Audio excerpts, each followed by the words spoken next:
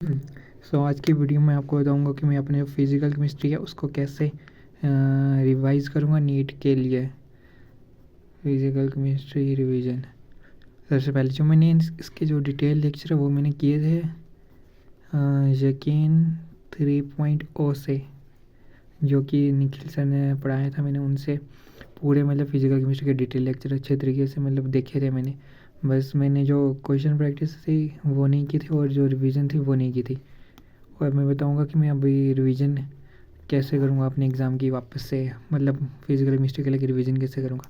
सबसे पहले वो फिज़िकल केमिस्ट्री का चैप्टर आ जाता है मोल कॉन्सेप्ट, जो कि बहुत सारे लोगों को आती है क्योंकि इतनी बार पढ़ा है।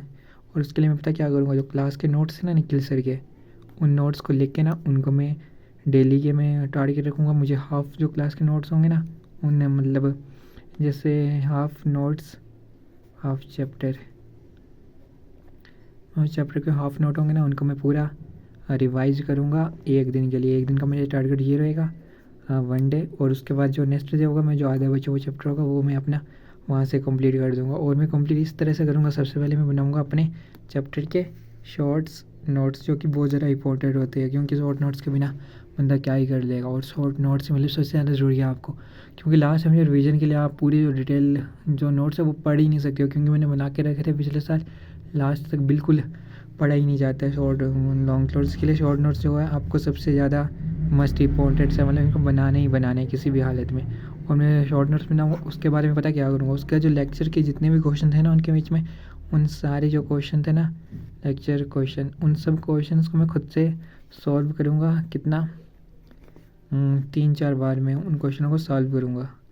और उसके बाद मैं नेक्स्ट चैप्टर की तरफ बढ़ जाऊँगा, जो कि होने वाला है एटॉमिक स्ट्रक्चर। आप सोचोगे एटॉमिक स्ट्रक्चर क्यों, रिडॉक्स क्यों नहीं? क्योंकि जो एटॉमिक स्ट्रक्चर है उसकी वजह से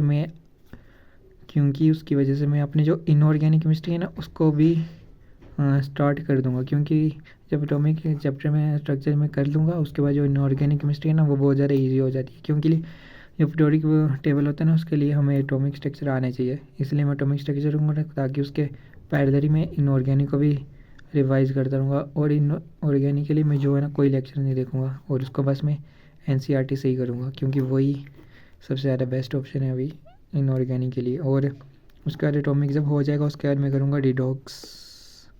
और ऐसा करते करते मैं अपने सारे चैप्टर ख़त्म कर दूँगा। कितने, एक मंथ की टाइम लाइन दी है मैंने खुद को, लेकिन मैं 1 मंथ से पहले ही कर दूँगा। मुझे पता है मैं ज़्यादा से ज़्यादा खुद से दिन लेना चाहूँगा 20 दिन। तब 20 दिन के अंदर मैं पूरे फिज़िकल केमिस्ट्री को रिवाइज़ कर लूँगा नोट्स के साथ। और डेली का मेरा को टारगेट रहेगा कि मैं 50 जो क्वेश्चन है ना, और जो टॉपिक मैंने आज जैसे रिवाइज़ किया ना उसके मैं 50 क्वेश्चन कर लूँ। और इस तरह से मैं अपना जो फिज़िकल केमिस्ट्री को स्ट्रॉन्ग कर लूँगा। यही दिसंबर से पहले पहले मेरी फिज़िकल केमिस्ट्री बहुत ज़्यादा भी नहीं, इस तरह के लेवल पे आ जाएगी। और कि मुझे उसके बाद जो फिज़िकल केमिस्ट्री है ना उसको वापस से फुल तरीके से रिवाइज़ करने की ज़रूरत नहीं पड़ेगी। उसके बाद क्वेश्चन सॉल्व करके मेरा काम चल जाएगा।